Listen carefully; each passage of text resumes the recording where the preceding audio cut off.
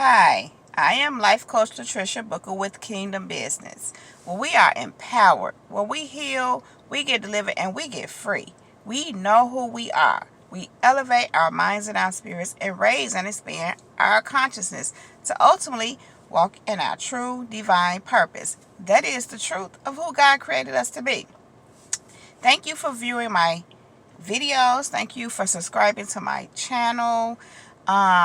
Thank you all who donate to my channel. I really appreciate you guys. And so today I just wanted to come in and do a really quick video about something that's really being on my spirit today, heavily. And I've been led to just speak on it, to do a video about it. And that is about your ego, not allowing your ego to overtake you, to rule you, to control you. You have to really be careful with your ego. And so what is our ego? Well, ego is a thing, a part of yourself that has been created usually in childhood to protect you. It was created to protect you because, just living in this world, growing up, we were not always handled properly. Things happened to us where what we call our ego kicked in as a way of protecting us, as a way of fighting against, defending ourselves, being on the defensive from those things that were trying to hurt and harm us or not properly take care of us. And so it started off as our protector, and at some point maybe it did protect us. However, as we grow into adulthood, it becomes a problem, because if you're not careful with your ego, it becomes demonized. It can turn into a demon. Now, the ego is not all bad. However, we have to know how to control it. We have to know how to quiet it, keep it down. Because if you allow your ego to rule you and you live through your ego, you're going to hurt yourself. You're going to damage yourself. And what I mean by that is, okay, we've heard of how people have a big ego. And that's usually a person that's cocky, or a person that's, arrogant, or just think they're larger than life. And some will call it confidence. However, confidence is just being sure of who you are, knowing who you are. Some people will call being confident arrogant, and it's not always the case. However, you can know the difference. When someone is in their ego, they feel that these things, what they have, what they possess, their status, their money, whatever it is, makes them who they are. And what it is that really truly when people have big egos like that, that really truly comes from a place of really having low self-esteem. They just people like that just need things, accomplishments, to make them feel like something. Which means, even though you have these accomplishments and these things, these material possessions, this wealth, money, whatever, even with those things, if you don't address the real insecurities and self-esteem issues, which many a times originated as a child, which is why the ego even came about in the first place. If you don't deal with those things, you're always still insecure and in low self-esteem, regardless of how much you have, what status you are, how many material possessions you have, how much money you have. It doesn't matter. That's why people who are in their ego are always striving to get more or to do more, because that insecurity is never fed. In fact, is never fulfilled. Well, actually, they're feeding their insecurity instead of feeding themselves securely. Meaning, to be secure, you have to come from a place of knowing who you are in God, who God is in you, who you are in God. That way you become secure because of who you are. And when you go and do things and get these accomplishments and get your wealth, it's more of a place of, because of who you are, these things belong to you. Instead of the ego driving you and making you feel like you have to have these things to have meaning, to be important, to feel like you're somebody. And so what I'm getting to is you have to be very careful of your ego, because your ego will have you out here doing all kind of things that are just not all right. They're not in alignment with God at all. If you're wanting things as a way to feed your ego, which is to feel better about yourself, to make yourself feel like a man or a woman, or just feel important, that is your ego. And you have to be careful with that, because if you're living through your ego, that means your ego is your master. It controls you. You are not in control of yourself. Your ego is. You have to be very careful with that. The way you be careful with that is to allow yourself to live by God's leading. Allow God to lead you, not your ego.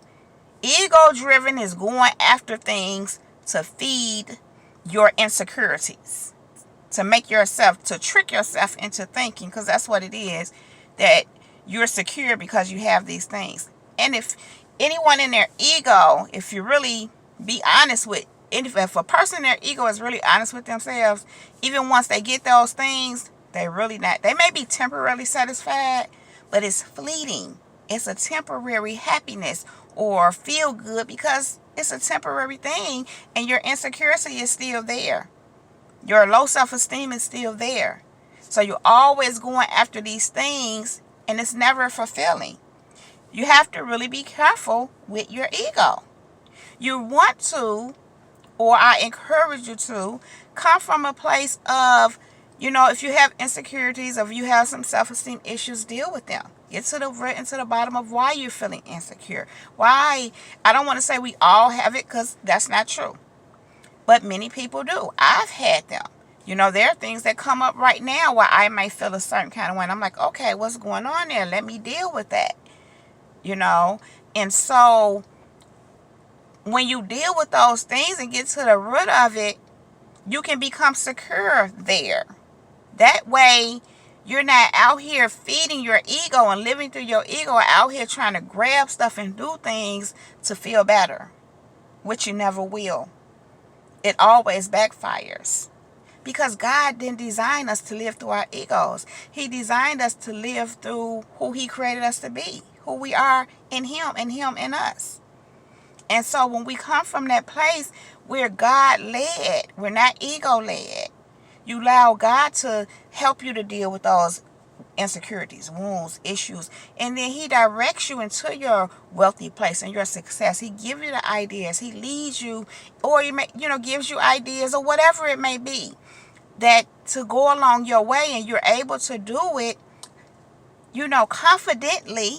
See, that's the difference between the ego. You're doing it confidently because you are sure who you are in God and who God is in you, and you're sure that God is directing your path, and you're walking with Him.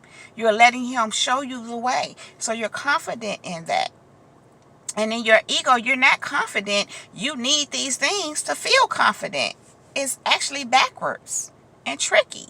When you're doing it in God and being God-led, you're confident in God and who you are in God, so you're able to confidently walk these things out. And so I encourage you to be careful of your ego. You have to take control of your ego and calm it down. But in all honesty, you can't do that if you're not doing the work to know who you really are and really embody that. And it's a lifestyle. It's a work. It's going to be something you do all your life. It's just like faith. We may have faith. God has given us all a mustard seed of faith. But if we keep building that, our faith gets bigger and bigger and bigger. And we can do greater and greater and greater things because of who we are in God. It's the same thing. The more you are confident in God, the more you can walk these things out and do more. It grows. The more you deal with your insecurities or whatever comes up, and wounds, whatever comes up, the more you can quiet your ego and you can control it instead of allowing it to control you and allowing it to be your master and you living through it.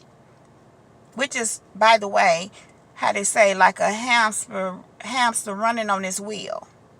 That's what your ego will have you doing. You just constantly running and getting really nowhere. Even if you're getting things, even if you're getting temporary success. And what I've learned many a times, it can be taken away just as fast as you get it. It can be taken away. Now, some people have mastered how to hold on to those things, which is a whole nother thing. But my thing is to encourage you to do it God's way, not ego's way. And when you're doing it through your ego, you're not in your God self. Ego is actually an acronym for edging God out. EGO. Edging God out. So if you're edging God out, God is not in what you're doing. God can't help you if you're in your ego. We have to humble ourselves before God and be open and receptive to His help, His leading, His direction. And ego doesn't allow for you to do that. Ego drags you. You know, ego is a very tricky thing. Ego is aggressive. It can be aggressive. It can be a bully.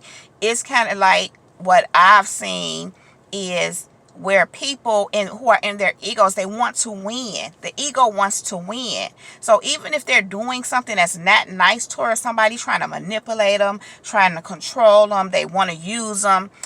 Your ego, when you're not getting your way with someone, your ego will keep trying to make you still push the issue. Even when you know you're wrong and you shouldn't be doing this, you can find out this is not okay. I shouldn't be doing this. I shouldn't be being manipulative, trying to use someone.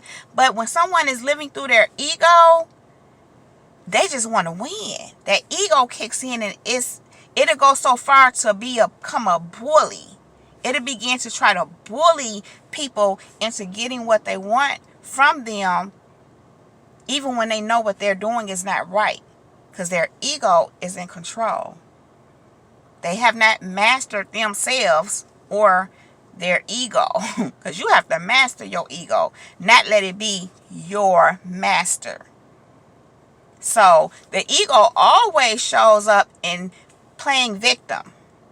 You know, it can be super aggressive and bullyish, or it can be the complete opposite. It could be a victim. Poor me, poor me. That's ego too.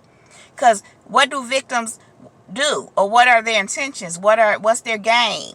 To get their way by being a victim. This happened to me. This is, do for me.